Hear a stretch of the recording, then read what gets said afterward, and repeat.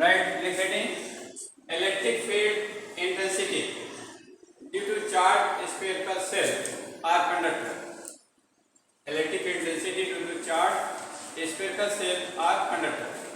तो charge spherical cell या conductor, charge spherical conductor, देखिए हमको फील्ड निकालना है, इलेक्ट्रिक फील्ड इंटेंसिटी निकालना है। किससे बताओ, किस बॉडी से? इसके पहले देखिए आपने due to line charge distribution निकाला था, electric field intensity due to line charge distribution निकाला था, फिर ड्यू टू चार्ज शिफ्ट निकाला था हमने, ये ना, ठीक है। अब हम ड्यू टू पॉइंट चार्ज निकाला था हमने बाय यूजिंग गॉस लॉ, ठीक है। अब चलिए हम क्या करते हैं, अगर स्फेरिकल बॉडी है, स्फेरिकल बॉडी अगर है, ठीक है, तब फिर इलेक्ट्रिक फील्ड कैसे निकालेंगे। अब जब आपकी स्फेरिकल बॉडी है, दिस स्फेरिकल बॉडी में भी कंडक्टर और इंसुलेटर है ना, ठीक है। स्फेरिकल बॉडी आपकी कंडक्टर भी हो सकती है तो इंसुलेटर भी हो सकती है। तो हमको यहाँ पर जो है किससे निकालना है, ड्यू टू कंडक्टर, किससे निकालना है, ड्यू टू कंडक्टर, क्योंकि कंडक्टर स्फेरिकल बॉडी का बिहेवियर जो है इंसुलेटर स्फेरिकल बॉडी से अलग होगा, इसलिए दोनों के लिए अलग अलग निकालना पड़ेगा, ठीक है। या फिर चार्ज सेल होगा, charge shell, charge spherical shell होगा। तो सेल का क्या मतलब है, having one layer of charge, having one layer of spherical charge. Charge spherical shell का क्या मतलब बताओ, having one layer of spherical charge, ठीक है। अच्छा, जैसे कंडक्टिंग स्फीयर है तो कंडक्टिंग स्फीयर में भी एक ही चार्ज की लेयर होगी, है, क्योंकि कंडक्टर को जब हम चार्ज देते हैं, no charge exist inside the conductor, conductor के अंदर कोई भी चार्ज एग्जिस्ट नहीं करता है। This charge stay on the surface, कहाँ पर जाता है, अगर किसी कंडक्टिंग बॉडी को आप चार्ज दीजिएगा, ठीक है, तो कहाँ पर आएगा, अल्टीमेटली सरफेस पर जाता है। इसलिए behaviour of charge spherical conductor is same as charge spherical shell है। तो चार्ज स्फेरिकल सेल में चार्ज का एक लेयर होगा और चार्ज कंडक्टिंग स्फीयर में भी चार्ज का एक लेयर होगा, ठीक है। क्योंकि कोई भी चार्ज दीजिएगा वो चार्ज कहाँ जाएगा बताओ, सरफेस पर जाएगा ना। जब सरफेस पर जाएगा तो सरफेस एक ही लेयर है, तो एक लेयर पे वन चार्ज लेयर आपका कंडक्टिंग स्फीयर में बनेगा और वन लेयर आप चार्ज स्फेरिकल सेल में होता है, ठीक है। तो दोनों का बिहेवियर एक ही रहेगा, इसलिए दोनों का डेरिवेशन एक ही होगा, ठीक है। लेकिन जैसे इंसुलेटर है तो इंसुलेटर में जिस पॉइंट पर आप चार्ज दीजिएगा चार्ज वहीं स्टे करेगा, है, जिस पॉइंट पर चार्ज देंगे वहीं पर चार्ज स्टे करेगा। हाँ, ये पॉइंट पहले समझ लीजिए, ठीक है। जैसे spherical shell, charge spherical shell का मतलब हैविंग वन लेयर है ऑफ चार्ज, इसमें केवल एक सरफेस है, ये स्फेरिकल सरफेस है और केवल एक लेयर है। थिकनेस इसकी क्या है, स्फेयर की थिकनेस क्या बताओ, 0 ना, या नेग्लिजिबल, 0 नहीं कहेंगे, नेग्लिजिबल कहेंगे, ठीक है। तो जैसे कोई एग्जांपल बताइए इसका, सेल का कोई एग्जांपल बताओ, स्फेरिकल सेल का कोई एग्जांपल बताओ, Kanva give any example of spherical shell. Spherical shell का कोई एग्जांपल बताओ, मिस्टर दनिश, प्रैक्टिकल एग्जांपल बताओ, कोई ऐसी बॉडी बताइए जो कि that behaves as a spherical shell, है। जैसे बच्चों का खिलौना गेंद, प्लास्टिक का गेंद आता है, तो बीच में कैसा रहता हो, मतलब खाली रहता है कि भरा रहता है, खाली रहता ना, खाली कहने मतलब ऊपर ही लेयर रहती ना, बीच में खाली रहता है। और जैसे क्रिकेट बॉल है उसमें क्या होता है, तो बीच में उसमें मटेरियल रहता है कि नहीं रहता, तो वो क्या करेगा, वो सॉलिड कहलाएगा ना, सॉलिड स्फेरिकल बॉडी कहलाएगा, है। मैंने उसमें जो है मटेरियल पूरे में भरा हुआ है ना, और जो गेंदा है प्लास्टिक वाला उसमें मटेरियल खाली सरफेस पर है ना। तो जो गेंदा है, बाल है, वो क्या कहलाएगा, सेल कहलाएगा, क्या कहलाएगा, सेल कहलाएगा, स्फेरिकल सेल। कैसा, कौन सा सेल कहलाएगा, स्फेरिकल सेल कहलाएगा, है ना, ठीक है। और जो क्रिकेट बॉल है वो क्या कहलाएगा, वो सॉलिड सेल कहलाएगा, सॉलिड स्फेरिकल बॉल कहलाएगा, है ना, सॉलिड स्फेरिकल बॉल कहलाएगा ना, ठीक है। ठीक है, तो दोनों में डिफरेंस समझ में है। स्फेरिकल सेल और सॉलिड स्फेरिकल बॉडी में डिफरेंस समझ में है। सॉलिड जैसे सॉलिड स्फेरिकल बॉडी कहा जा रहा है जिसका मतलब अंदर भी मटेरियल है ना, है। और स्फेरिकल सेल कहा जा रहा है जिसका मतलब मटेरियल केवल सरफेस पर है। ये टर्म्स क्लियर हुआ है? चलिए बताइए क्लियर हो तो explain stand up. Differentiate between spherical shell and solid spherical body, solid spherical conductor. पढ़िए हाँ हाँ बताइए जल्दी जल्दी बताइए।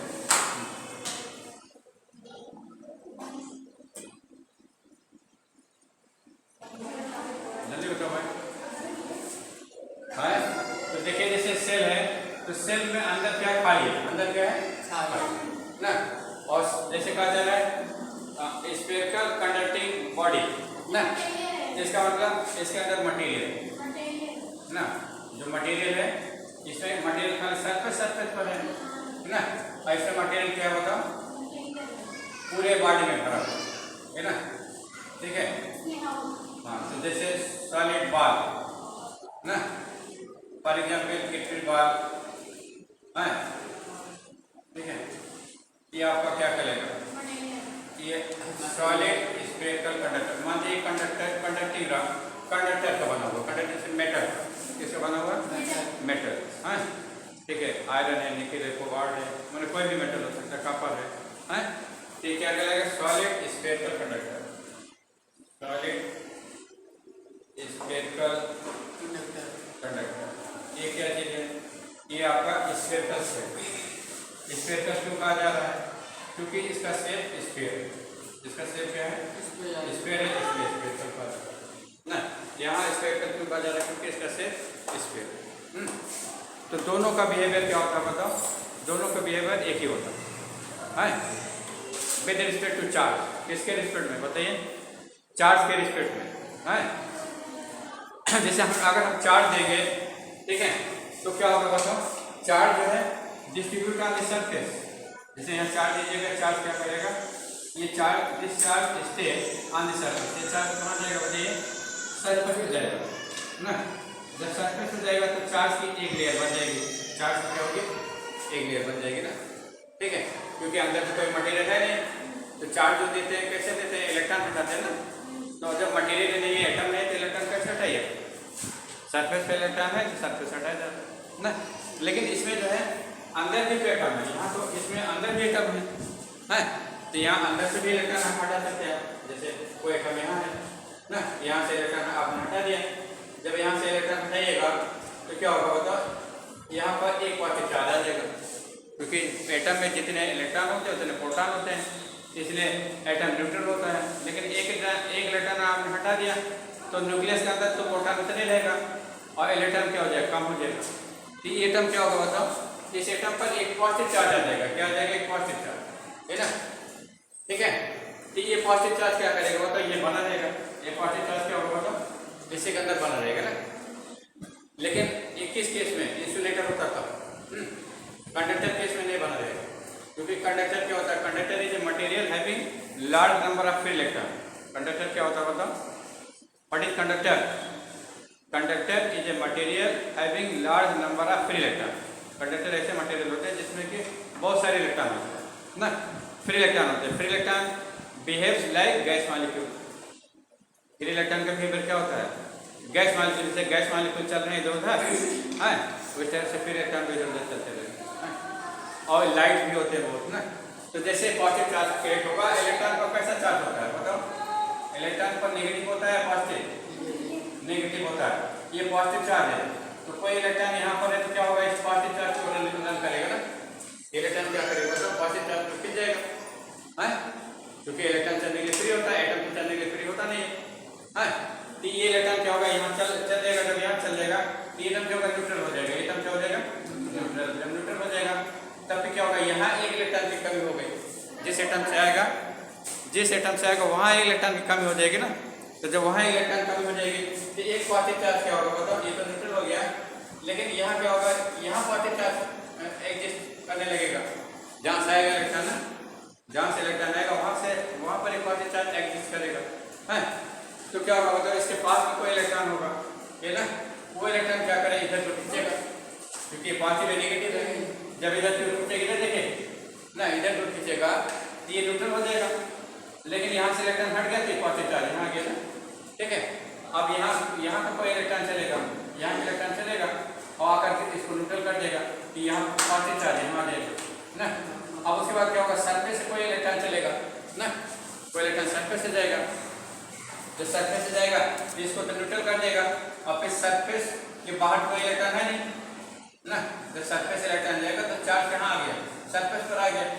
तो जो चार्ज आपने यहाँ दिया था वो धीरे धीरे क्या हो गया, मतलब सरफेस पर हो गया, कहाँ बढ़ गया, सरफेस पर ना, ठीक है। अब सरफेस के बाद तो कोई इलेक्ट्रॉन है नहीं, इसको आगे न्यूट्रल कर देगा ना, ठीक है। तो ये चार्ज ये पर स्टे कर देगा, ये चार्ज क्या होगा, ये पर स्टे कर देगा ना।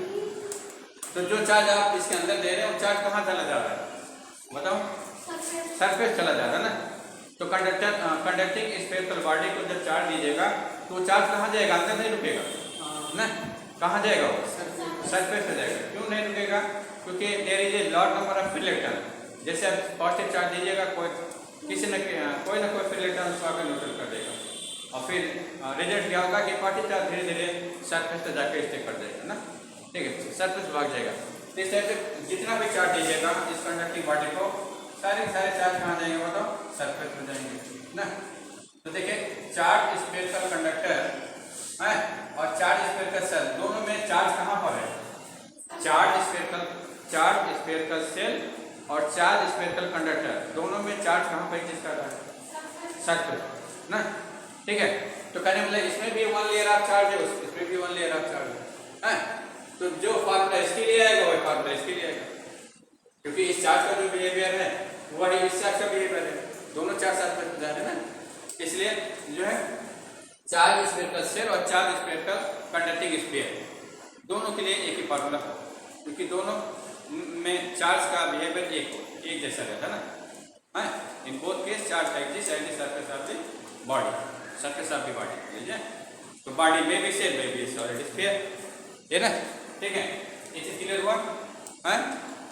तो चाहे चार्ज कंडक्टिंग स्फीयर कहा जाएगा या फिर चार्ज स्फेरिकल सेल कहा जाएगा, ठीक है। तो अब जैसे स्फेरिकल सेल है तो स्फेरिकल सेल में भी इंसुलेटर में भी कंडक्टर, तो this is no matter, it has one layer of charge ना, एक ही लेयर है। तो चाहे कंडक्टर होगा चाहे इंसुलेटर होगा, चार्ज आपका सरफेस हो जाएगा। तो ये इस केस में, तो ये स्फेरिकल सेल केस में कंडक्टर भी हो सकता है, इंसुलेटर भी हो सकता है। लेकिन सॉलिड स्फीयर के केस में जो है ये कंडक्टर होगा तभी इसका फार्मूला होल्ड करेगा, इसका फार्मूला होल्ड करेगा, ठीक है। तो जो फार्मूला हम ड्राइव करने जा रहे हैं वो spherical shell, this spherical shell में भी कंडक्टर में भी इंसुलेटर, या फिर चार्ज स्फेरिकल कंडक्टर, इसके लिए करना है चार्ज स्फेरिकल कंडक्टर है। अगर यहीं पर इंसुलेटर होगा तो फिर नहीं एग्जिस्ट करेगा, तो ये नियम नहीं लगेगा, ठीक है। तो इस केस में जो सेल हमारा जो सेल है, सेल में भी इंसुलेटर, ये सेल में आपका इंसुलेटर भी हो सकता है, में भी कंडक्टर भी हो सकता है। लेकिन जो सॉलिड है, सॉलिड केस है, उसमें केवल कंडक्टर होगा, केवल कंडक्टर है। अगर इंसुलेटर होगा तब फिर इसका फार्मूला चेंज हो जाएगा, क्योंकि इंसुलेटर के केस में जो है जिस पॉइंट पर आप चार्ज दीजिएगा, जैसे इंसुलेटिंग पार्ट होती है, तो इंसुलेटर क्या होता है, material having no free electron, material having no free electron ना, मटेरियल जिस मटेरियल में कोई फ्री इलेक्ट्रॉन नहीं होते वो क्या कहलाता है, इंसुलेटर होता है ना, ठीक है। तो चलिए आप देखिए, यहाँ से यहाँ पर कोई चार्ज हम देते हैं, यहाँ से कोई इलेक्ट्रॉन हटाते हैं, तो ये पॉजिटिव चार्ज यहाँ एग्जिस्ट करेगा ना। लेकिन यहाँ इसके पास कोई फ्री इलेक्ट्रॉन है नहीं, जब कोई फ्री इलेक्ट्रॉन है नहीं है जिसको न्यूट्रल करने के लिए कोई नहीं आएगा, तो ये चार्ज इसी पॉइंट, जिस पॉइंट से और आपने चार्ज दिया है उसी पॉइंट पर रुक जाएगा ना। यहाँ से आपने इलेक्ट्रॉन हटाया तो चार्ज यहाँ रुक जाएगा, क्योंकि इसको न्यूट्रल करने के लिए कोई इलेक्ट्रॉन है नहीं ना। यहाँ पर आपने चार्ज दिया तो चार्ज यहाँ रुक जाएगा, ठीक है। तो जैसे इंसुलेटिंग स्फेरिकल बॉडी है, तो चार्ज आप जिस पॉइंट पर दीजिएगा उसी पॉइंट पर चार्ज स्टे करेगा, उसी पॉइंट के ऊपर चार्ज स्टे करेगा।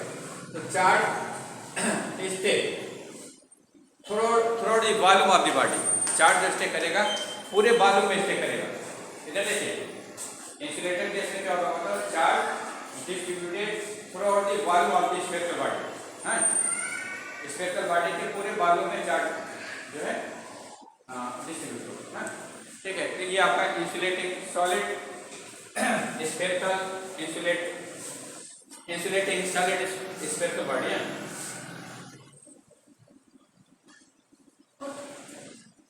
Insulating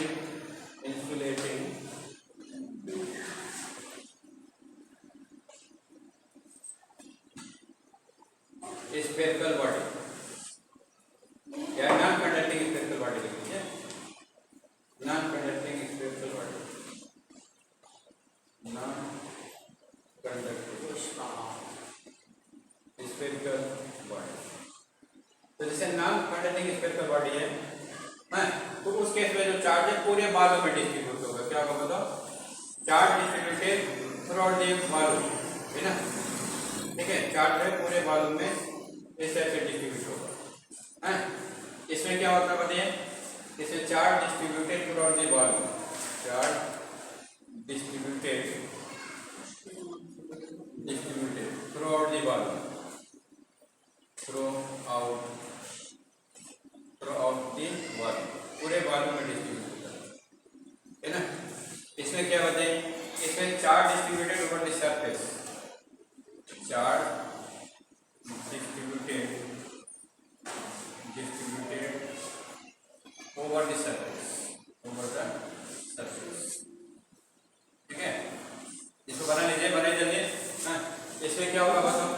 charge distributed over the surface, charge distributed over the surface,